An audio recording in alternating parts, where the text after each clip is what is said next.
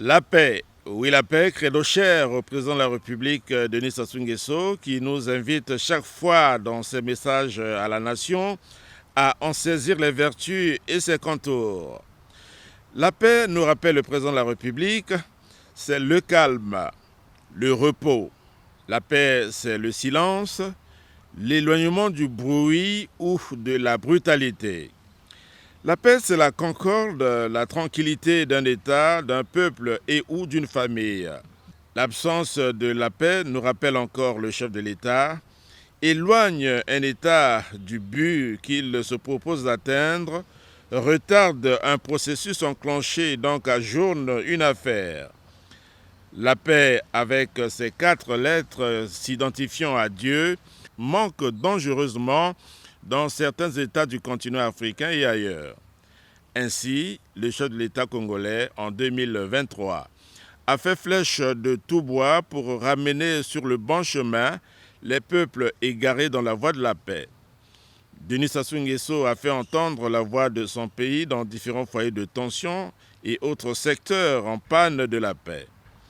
Inarrêtable dans ce combat, le président de la République déclare qu'il ne fera pas l'économie d'énergie pour se mettre au chevet des peuples frères ou amis en proie à des querelles, des attaques et des mêlées. Je continuerai à faire entendre la voix du Congo partout où elle pourrait accompagner et permettre à des peuples frères ou amis de recouvrer la paix. L'absence de la paix est aussi provoquée par les effets de certaines causes entendues, les changements climatiques. Il suffit d'observer le phénomène à travers le prisme de quelques agglomérations du pays. Brazzaville n'est pas exclue. En effet, se réveiller les pieds dans l'eau n'est pas une image qui s'éloigne des menaces de la paix. À ce sujet, Denis Sassou Nguesso pense qu'il nous faut maintenir le cap et sauvegarder les forêts du bassin du Congo pour, dit-il, préserver nos populations des effets dévastateurs de cette menace. Des récentes illustrations de sa détermination dans ce combat sont sa dernière participation à la COP 28 à Dubaï, aux Émirats arabes unis, et l'organisation à Brazzaville du sommet des 3 bassins des écosystèmes et de biodiversité de la planète, Amazonie, Bornéo-Mékong, Congo. Le chef de l'État congolais a annoncé de poursuivre son action avec détermination pour un monde plus fiable, car il y va de la survie de l'espèce humaine, a-t-il conclu. Considérée comme l'un des secteurs clés du développement d'un pays, l'économie a toujours été au cœur des adresses à la nation du président de la République, Denis Sassou Nguesso.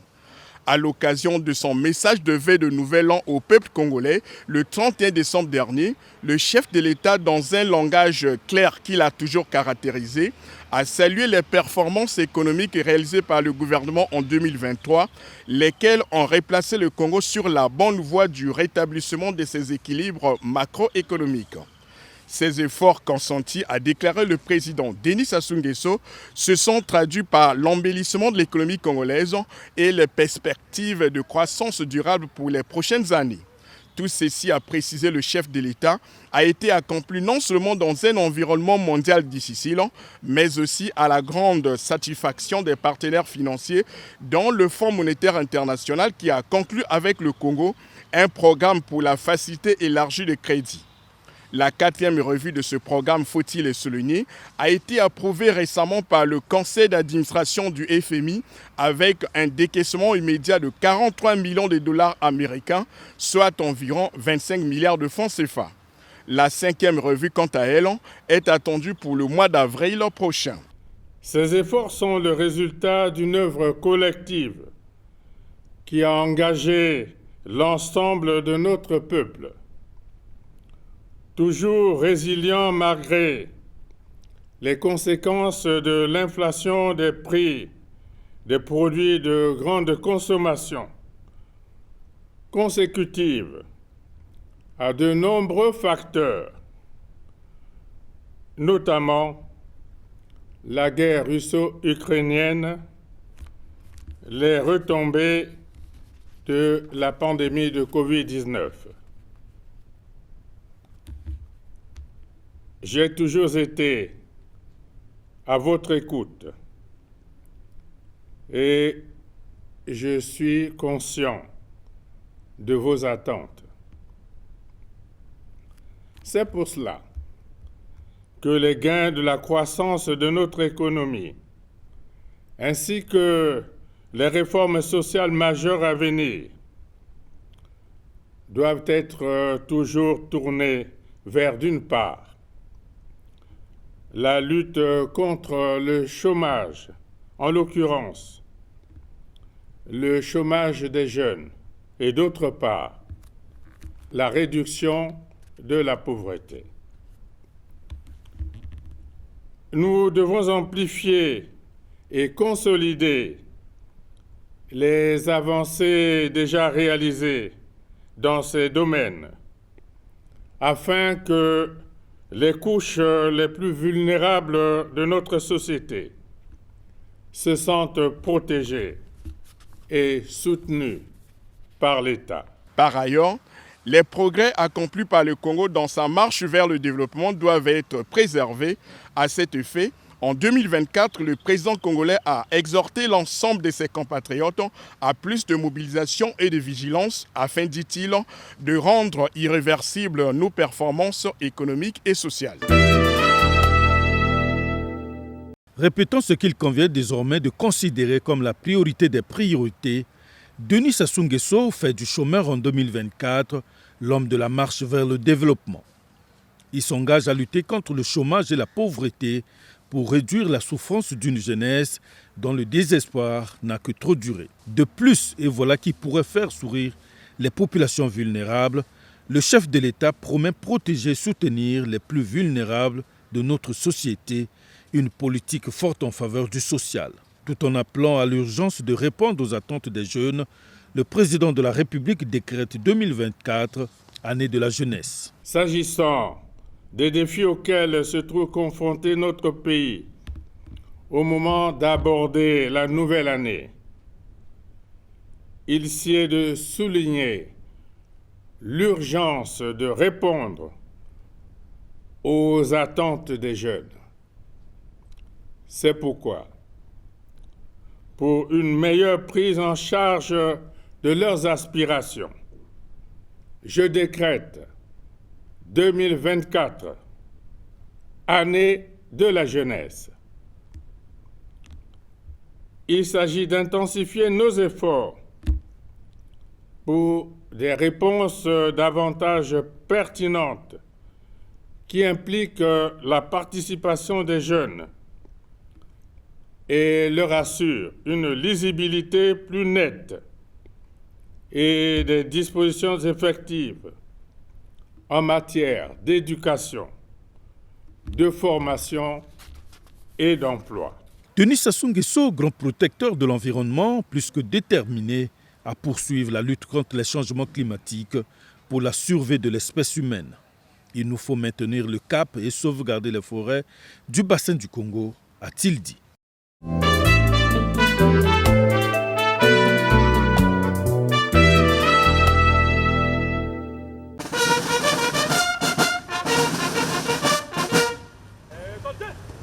C'est une pratique profondément enracinée dans les mœurs républicaines, la présentation des vœux de nouvel an du corps diplomatique accrédité en République du Congo au couple présidentiel. L'instant est chargé de solennité car il marque la première sortie du chef de l'État en 2024.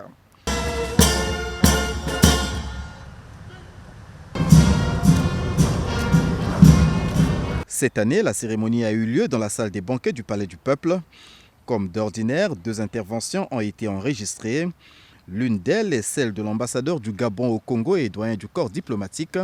Pendant une vingtaine de minutes, René Makongo a fait le tour d'horizon des faits ayant jalonné la vie politique, économique et socio-culturelle en 2023 sur le plan national et international.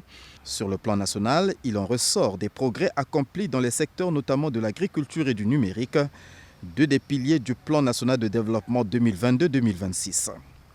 Les progrès que connaît votre pays se doivent d'être implémentés et confrontés par la poursuite et la nécessité de l'opérationnalisation du Plan national de développement, PND 2022-2026, qui constitue un des défis majeurs de votre magistère qui couvre 5 années.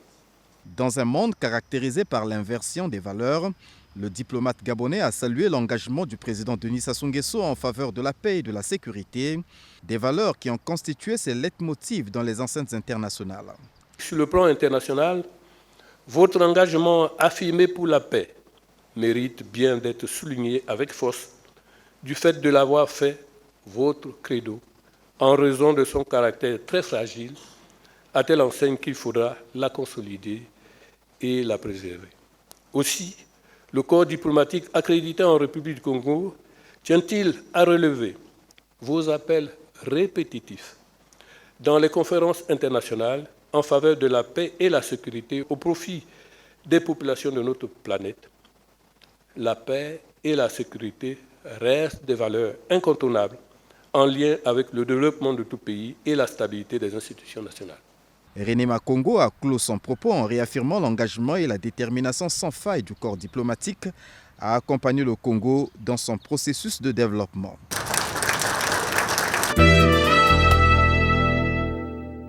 En réponse aux vœux du doyen du corps diplomatique, le président de la République, Denis Sassou Nguesso, a remercié René Makongo pour les souhaits chaleureux adressés à son égard et a formé l'espérance la plus sincère des vœux les meilleurs de santé et de bonheur pour les chefs d'État et les dirigeants des organisations internationales que chaque diplomate représente auprès du Congo. Aussi a-t-il salué la marque de compassion exprimée par le doyen du corps diplomatique à l'endroit des victimes du drame du stade Michel Dornano. Dans son discours, le chef de l'État a évoqué au plan politique la bonne tenue des élections sénatoriales. Au plan économique, il a relevé les avancées enregistrées par le Congo et ses efforts en faveur de la protection de l'environnement. Nous avons engagé d'importantes réformes structurelles dans plusieurs secteurs avec l'appui, entre autres, de nos partenaires financiers internationaux. Ainsi, le Congo a obtenu l'approbation par le Conseil d'administration du Fonds monétaire international au terme de sa 4e revue périodique du décaissement prévu au titre du dernier trimestre de l'année 2023. L'esprit de sacrifice et l'effort persévérant consenti par notre peuple portent désormais leurs fruits. Par ailleurs, les efforts de notre pays pour la préservation de l'environnement et la lutte contre le réchauffement climatique méritent toute l'attention de la communauté internationale. Le Congo jouera toujours sa partition pour la consolidation de la paix dans la sous-région, en Afrique et dans le monde, a fait entendre le chef de l'État aux diplomates. Tout en prônant la politique de non-ingérence et de bon voisinage avec les pays limitrophes, la République du Congo œuvrera toujours à la consolidation de la paix, gage de stabilité, et au renforcement de l'amitié entre les peuples, au service du développement et de l'intégration sous-régionale.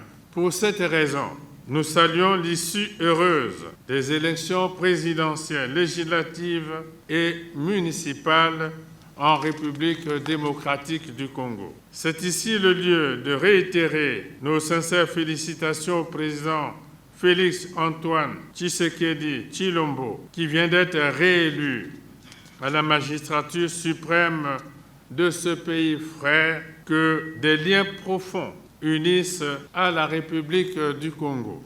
Notre intérêt commun est partagé, tant à Brazzaville qu'à Kinshasa, les villes capitales les plus rapprochées au monde, résident dans la consolidation de la paix dans nos deux pays.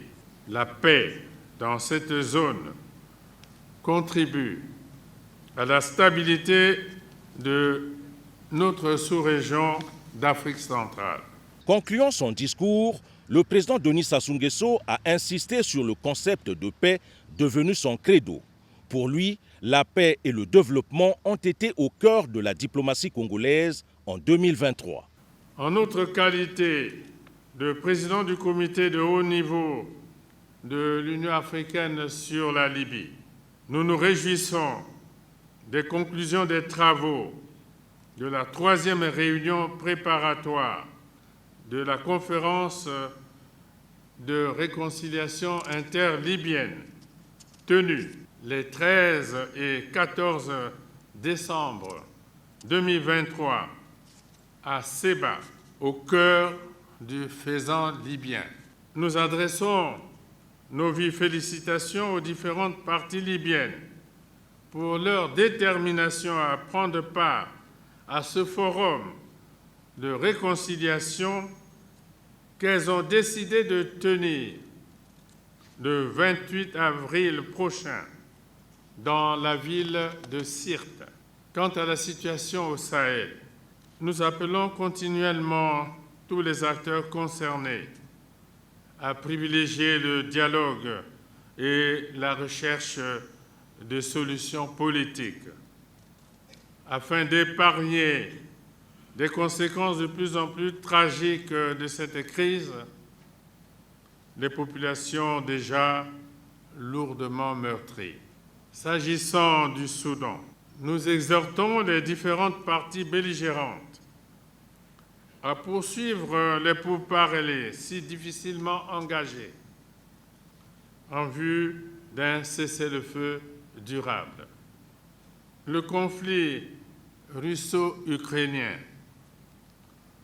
outre qu'il porte les germes d'une déstabilisation des équilibres géostratégiques mondiaux, est déjà source de graves incidences, notamment à travers les graves pénuries alimentaires observées dans certaines parties du monde.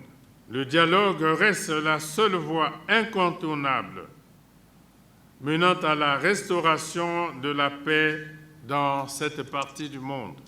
Au Moyen-Orient, nous sommes préoccupés par la guerre entre l'État d'Israël et le Hamas qui occasionne de nombreuses pertes en vies humaines et d'importants dégâts matériels. Nous apportons notre soutien aux efforts de médiation déployés par l'Égypte, le Qatar et les Nations unies en vue de permettre l'achèvement de l'aide aux populations civiles de Gaza.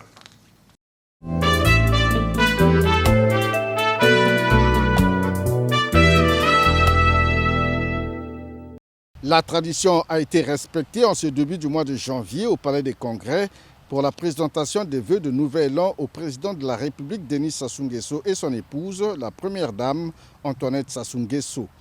Un rituel républicain dont le tour est revenu ce vendredi 5 janvier 2024 aux corps constitués nationaux et aux forces vives de la nation. C'est un Premier ministre déterminé, très engagé à poursuivre les efforts de redressement économique, de développement et de construction de l'unité nationale qui, au nom des corps constitués et des forces vives, a placé l'année 2024 sous le signe de l'espoir. Orientant son allocution de circonstances sur un triptyque, Anatole Kouliné Makosso a d'entrée de jeu jeté un regard rétrospectif sur l'année 2023 qui a été marquée par des moments difficiles, à l'instar du drame survenu au stade d'Ornano lors du recrutement des jeunes volontaires au sein des forces armées congolaises, ainsi que les conséquences néfastes de la guerre en Ukraine, la crise économique des années précédentes causée par la pandémie de Covid-19 et la chute des cours des matières premières sur le marché mondial.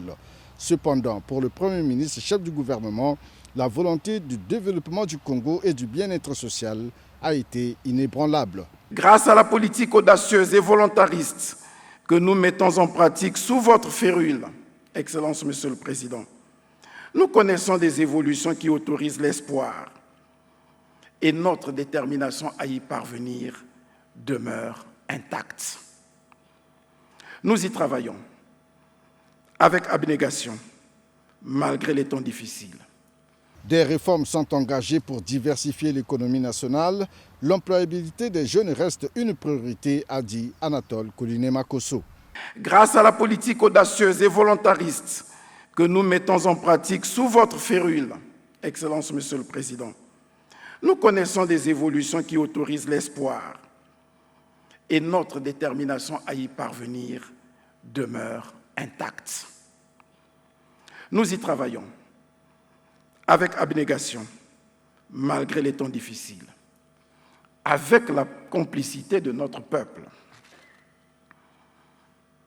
Oui, la conclusion heureuse de la 4e revue du programme appuyé par la facilité élargie de crédit du Fonds monétaire international montre à suffisance que vous veillez à ce que les finances publiques congolaises soient bien tenues. Sous votre vigilance, à tous les instants, nous faisons de notre mieux pour que la note souveraine du Congo auprès des agences internationales de notation se maintienne et surtout s'améliore pour accroître la crédibilité de la signature du Congo. Nos compatriotes ont fini par comprendre que le président de la République ne nous autorise pas à cheminer avec le Fonds monétaire international pour faire plaisir à celui-ci, ni pour subir un certain dictat, encore moins pour recevoir des aides quelconques. Le Fonds monétaire international nous accompagne plutôt à mettre notre structure économique en adéquation avec les enjeux actuels du développement. Nous devons, pour cela, prendre des mesures courageuses si nous voulons apporter des solutions adéquates aux problèmes affectant les grands services publics comme l'éducation, la santé, la sécurité sociale, l'électricité, l'eau, les transports et les voiries urbaines qui demeurent aujourd'hui des soucis quotidiens pour nos compatriotes.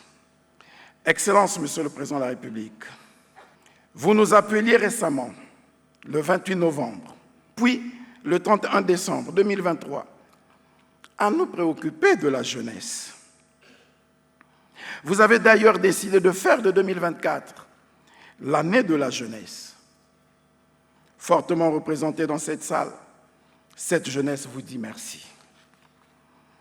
C'est dans cette optique que le gouvernement, sur vos instructions, s'engage à mettre en place des mécanismes et instruments d'impulsion, de financement et d'accompagnement, en plus de ce qui existe déjà, comme le FIGA, le FONEA, la CPE. Malgré les balbutiements de démarrage, ces structures vont être renforcées. De même, l'enquête sur la transition vers la vie active en République du Congo, le programme de promotion du travail décent, PPTD 2023-2026, tout comme le répertoire interministériel des métiers, des emplois et des compétences, et la stratégie nationale de prévention et de traitement de la délinquance juvénile, validée récemment, donnent des indications suffisantes pour assurer le plein emploi de la jeunesse et la prise en charge des jeunes en conflit avec la loi. La loi sur le contenu local, en cours d'élaboration, s'ajoute aux réformes importantes déjà engagées dans le cadre des marchés publics et des partenariats publics-privés, afin de promouvoir l'entrepreneuriat juvénile et de faire émerger des capitaines d'industrie et des champions nationaux.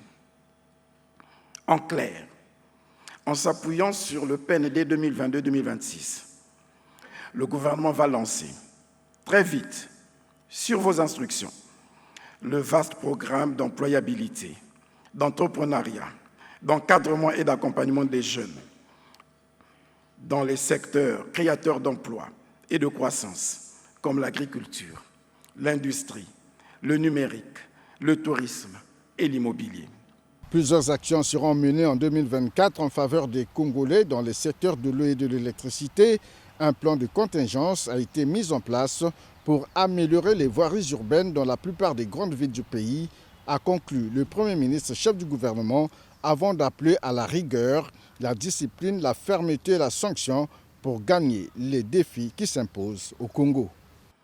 Excellences, Monsieur le Président de la République, très distinguée Madame l'épouse du chef de l'État, au moment où nous nous engageons à mettre en œuvre la feuille de route que vous allez certainement nous repréciser à la suite de mon propos, je voudrais, au nom de l'ensemble des corps constitués nationaux et des forces vives de la nation, formuler d'abord pour votre chère épouse, Madame Antoinette Sassou Nguesso, socle inébranlable du premier foyer congolais, notre foyer national, et pour tous vos proches, nos meilleurs vœux de santé, de prospérité, de bonheur et de succès sur tous les plans.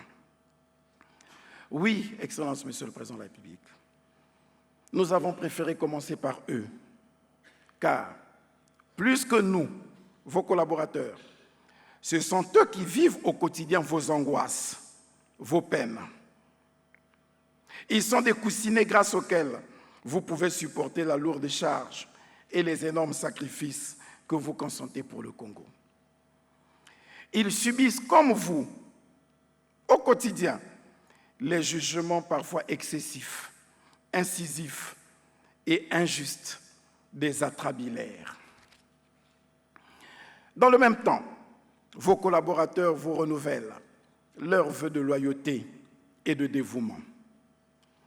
Dans le même temps, vos compatriotes vous renouvellent leurs vœux de fidélité en nourrissant une conviction profonde, une foi inaltérable de vous voir continuer d'endosser la veste d'homme providentiel pour le Congo. Oui, Excellence, Monsieur le Président de la République, nous espérons vous voir continuer aussi longtemps que l'Éternel vous garantira santé et longévité de conduire notre nation vers les rivages du développement et du bien-être, naviguant avec assurance sur les eaux tranquilles de la paix que vous avez instaurées, restaurées et consolidées. Puisse, à travers leur humble et constante prière, les chrétiens et croyants demander à l'Éternel notre Dieu de veiller sur vous, de sorte que vous prospériez à tous égards, comme prospère l'état de votre âme.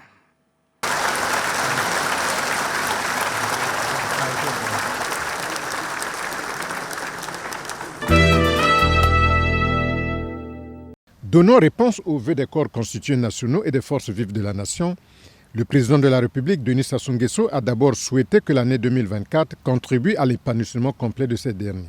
Ensuite, le chef de l'État a rappelé les grandes lignes contenues dans son message sur l'état de la nation le 28 novembre et celui des vœux le 31 décembre dernier.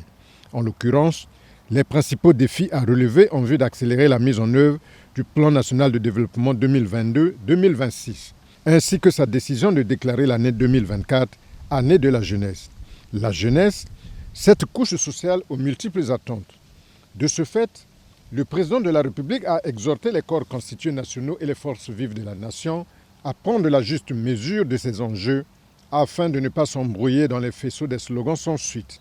Cela devrait déterminer sans délai les besoins de ces jeunes ainsi que les sources de financement pour la mobilisation des ressources nécessaires dans un bon cadre de suivi et évaluation et de lui en rendre compte périodiquement. Vous me rassurez de ce que nous avons tous une perception identique des directives et orientations qui ont été énoncées et portées à votre attention. Le résultat est l'indicateur clé de mesure de la performance. Ainsi, la sagesse de chez nous nous enseigne que lorsque le pêcheur ou le chasseur ne visite pas régulièrement les nasses ou les pièges posés, les prises courent le risque de décomposition ou d'être dévorées par les prédateurs.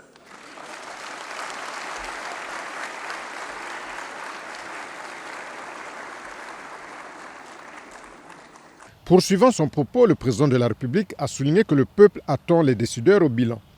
D'autant plus que le Congo, qui dans les années 1974 était un pionnier dans le clonage et le bouturage des eucalyptus, n'a pas su capitaliser cet avantage qu'il avait hissé au premier rang mondial de cette technologie. Pour Denis Sassou Nguesso, cela est dû au déficit de conviction patriotique, mieux encore au sabotage. Le Congo est notre patrimoine commun et chacun a sa place dans la marche vers le développement. Pour le chef de l'État, nous devons décrier la négation comme levier de notre action. Dans sa perpétuelle volonté d'apaisement, le président de la République a appelé plus d'un Congolais à cultiver les vertus de paix sociale, de la cohésion nationale et de la stabilité institutionnelle, dans l'honneur et l'amour de la patrie.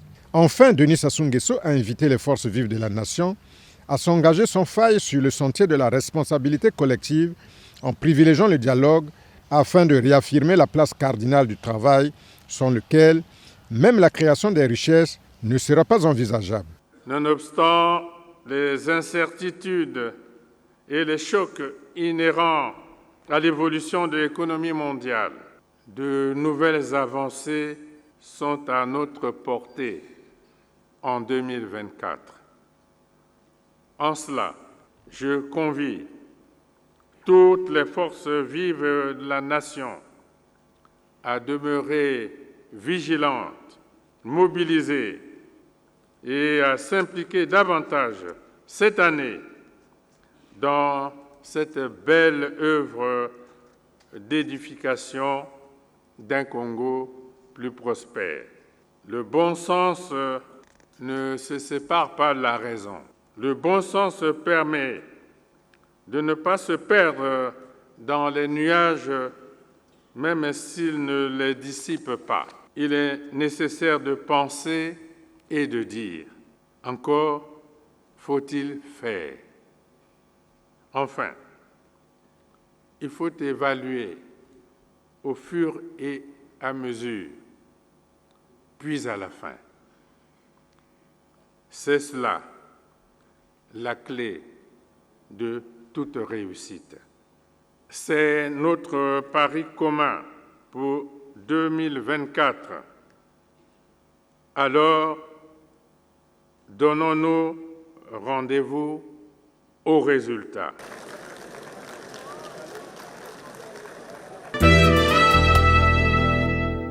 La réponse du président de la République Denis Sassou Nguesso aux vœux formulés par les corps constitués nationaux et les forces vives de la nation à valeur d'orientation pour l'année 2024 qui vient de commencer. Une année pleine d'optimisme, a souligné le chef de l'État. Réagissant aux propos du président de la République, le révérend Guy Raoul Mantelama, chef de l'église Terinkyo, souligne que l'exigence d'une paix sociale et du vivre ensemble est crucial pour le développement du Congo. Le vivre ensemble, vous savez, sans le travail, il n'est pas possible, il n'est pas facile, disons. Et nous pensons que, comme il a dit, que nous devrons travailler pour un épanouissement complet. Donc nous allons nous atteler sur ces orientations-là et cette paix-là, nous pensons que pour la consolider, tout ce que nous avons à faire, c'est de nous donner au travail, de nous mettre au travail et notamment l'agriculture, la terre est disponible au Congo. Denis Sassou Nguesso a dans son adresse rappelé l'expérimentation de la technique du bouturage herbacé à l'échelle industrielle que le Congo a eu à mettre en œuvre pour la première fois en 1974 avec le clonage et la multiplication végétale des eucalyptus. C'est la constance dans la vision écologique de notre président. Quand il a évoqué cette prouesse du Congo en matière de bouturage des eucalyptus, c'est des années 74. Donc pour nous, cette continuité dans cette vision écologique du Congo a fait que nous puissions faire le grand massif d'eucalyptus dans le Kwilu et Pointe-Noire, 45 000 hectares. Et le président en parle avec une nostalgie, tout simplement parce que, à cause de l'incivisme, il a dit, à cause aussi de ce que nous devons être un gouvernement fort, un État fort qui récupère ces espaces-là parce que l'État a financé ce reboisement. Donc c'est pour vous dire que nous avons perdu là, nous avons perdu une grande avancée en termes même de recherche forestière dans notre pays parce que place de ces 45 000 hectares était à l'origine de travaux de recherche réalisés par le Congo avec la France. Le profit du Congo, c'est ce que le président nous a demandé. Premièrement, de faire le programme national d'afforestation et de reboisement. Il faut que nous puissions financer la mise en place de 1 million d'hectares de plantations tel que cela a été décidé par son Excellence, Monsieur le Président de la République. Deuxièmement, le Président vient de lancer une initiative sur la décennie africaine et mondiale de l'afforestation et de reboisement. C'est pourquoi je parlais de constance. Ça ne s'arrête pas au niveau du Congo, mais c'est au-delà des frontières du Congo. Aujourd'hui, je crois qu'en Afrique et à travers le monde, nous avons besoin d'échanges d'expériences. L'expérience du Congo, ça doit profiter au Congo, mais ça doit profiter aussi à la communauté internationale tout entière. Une autre orientation qui a retenu l'attention de l'assistance est l'accent mis sur la jeunesse pour cette année 2024. Nous n'avons pas attendu. Je crois que 72 heures après l'annonce du président de la République au département de la jeunesse, donc à mon cabinet, nous avons fait une réunion autour de cette question et j'ai instruit les services où j'ai bien précisé les 6 axes sur lesquels nous devons travailler et j'attends dans une semaine, mais non moins d'une semaine, les résultats et j'en ferai un compte rendu au Premier ministre et par la suite, étant donné que c'est un sujet transversal, avec le Premier ministre, nous allons travailler avec les ministères concernés. On sait que le président attend et nous allons travailler. Vous pouvez compter sur le ministre que je suis pour faire avancer les choses dans le bon chemin. Aujourd'hui, 5 janvier 2024, le président de la République, fidèle à lui-même, revient encore sur justement son décret et va plus loin. Il demande que ce ne soit pas simplement un slogan et il a raison. Parce que, voyez-vous, de nombreux jeunes, quelques-uns ne croient plus en la parole publique, et ce qui est gravissime. Et nous pensons qu'au niveau du Conseil consultatif de la jeunesse, un travail qui a commencé à être fait va se poursuivre, celui des consultations nationales, pour contribuer véritablement au débat et pour être force de proposition afin d'aiguillonner l'action publique et d'aider le président de la République à tenir parole. Parce qu'en bon visionnaire, il a fixé le cap, mais il appartient aux institutions de la République que nous représentons, au gouvernement de la République et aux partenaires divers de jouer le jeu pour que véritablement l'année 2024 soit l'année de la jeunesse avec tous les rendez-vous. Tout ce qui se fait dans un pays est fait pour sa jeunesse. Ce n'est pas seulement là un simple slogan lorsqu'on dit année de la jeunesse. Ça veut dire qu'il y aura beaucoup à faire parce que déjà dans un pays, tout ce qui se fait, c'est pour sa jeunesse. Mais cette fois-ci, il y a une spécificité. Cette fois-ci, on met l'accent particulièrement pour la jeunesse. Ça veut dire qu'il y aura tout un programme sérieux, beaucoup de moyens pour l'épanouissement de la jeunesse. Mais en retour, il s'agit là des droits, mais les jeunes ont aussi des devoirs. Et nous, les jeunes, nous devons tout faire pour pouvoir accomplir nos devoirs. Et les devoirs sont connus. Ce décret de l'année 2024 comme année de la jeunesse vient à point nommé puisque nous savons que la jeunesse congolaise, comme la jeunesse africaine d'ailleurs, n'est pas épargnée de ce défi démographique qui est le nôtre, qui est que cette jeunesse qui représente la majorité de la population de notre pays aujourd'hui peine à trouver des opportunités d'emploi, des opportunités même de formation de qualité qui peuvent leur ouvrir des perspectives. Donc dire qu'il faut une action ciblée à l'endroit de la jeunesse est une bonne chose. Le président a toujours été le grand ami de la jeunesse et nous saluons cette initiative 2024 année de la jeunesse décrétée par le président Denis Sassou Nguesso, ce qui est une bonne chose. Le président l'a encore défini aujourd'hui pour demander aux membres du gouvernement de travailler, de définir les projets sur lesquels le gouvernement devait s'exécuter pour que les jeunes trouvent l'épilogue aux problèmes qui sont les leurs. Et nous sommes convaincus que le gouvernement travaillera à bon escient pour que les problèmes des jeunes trouvent leur solution. C'est un bonheur et puis c'est une opportunité pour la jeunesse congolaise en général et la jeunesse entrepreneuriale en particulier. Mais il ne s'agit pas de décréter simplement, mais il s'agit de la mise en œuvre de la déclaration du président de la République à travers la création ou la mise en œuvre de la politique nationale de la jeunesse multisectorielle qui devrait ouvrir une brèche en créant des banques d'accompagnement des projets de jeunes parce que la fonction publique ne doit pas demeurer le seul réservoir de recrutement des jeunes. Parce que surtout lorsque c'est un réservoir, il finit par devenir un entonnoir. Nous voulons bien que la politique de la jeunesse s'ouvre à tous les autres jeunes pour pouvoir accompagner la mise en œuvre de la politique du président de la République. La jeunesse est l'avenir d'une nation. Nous avons tous été jeunes et lorsque nous étions jeunes, eh bien, nous étions dans un environnement qui offrait des perspectives. Et aujourd'hui, nous avons plus de 60 ans. Donc le président a raison d'insister sur le fait que cette année soit décrétée comme étant année de la jeunesse parce qu'il faut qu'il y ait une espèce de concentration d'efforts. Parce qu'il faut quand même savoir qu'en dépit des progrès que nous avons enregistrés sur les 20 dernières années, mais nous venions quand même d'une période où il y a eu pas mal de soubresauts. Et à partir de là, il y a une espèce de coût social. Et ce coût social et humain se retrouve généralement au niveau de la jeunesse. Il a décrété l'année 2024 comme l'année de la jeunesse et il a demandé au chef du gouvernement de mettre toutes les conditions de façon que les jeunes puissent être pris en compte dans toutes les activités. D'ailleurs, il a demandé qu'il attend un rapport périodique et annuel à la fin de cette année.